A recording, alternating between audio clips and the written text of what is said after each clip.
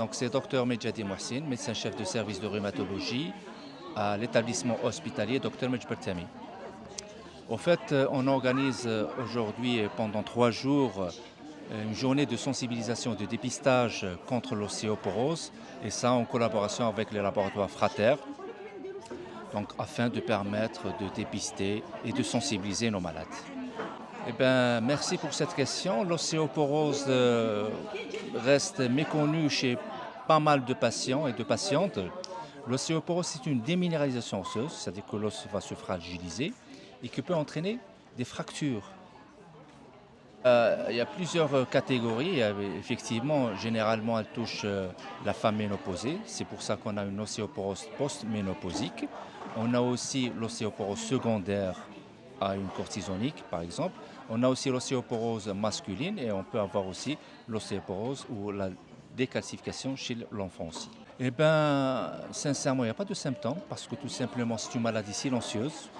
Eh bien, il y a pas de malade qui vient pour consulter spécialement pour l'ostéoporose. Jamais malade dit voilà, j'ai une consultation à l'ostéoporose. Bien au contraire.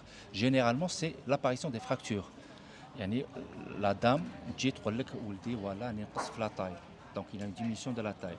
La diminution de la taille, elle témoigne de fractures vertébrales. La première des choses, on a des facteurs de risque pour cette maladie. Parmi les facteurs de risque de cette maladie, on a l'ostéoporose précoce, c'est-à-dire avant l'âge de 40 ans. Deuxièmement, on a aussi certaines pathologies telles que l'hyperparathyroïdie, telles que l'hyperthyroïdie, telles que aussi le diabète type 2.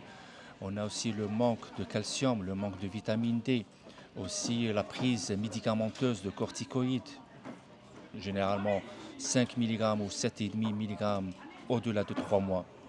Donc tous ces facteurs de risque peuvent influencer sur l'ostéoporose. Je dirais à nos mères et à nos sœurs, après l'âge de 60 ans, il faudrait mieux consulter chez un rhumatologue, au moins faire une densitométrie osseuse pour détecter cette maladie.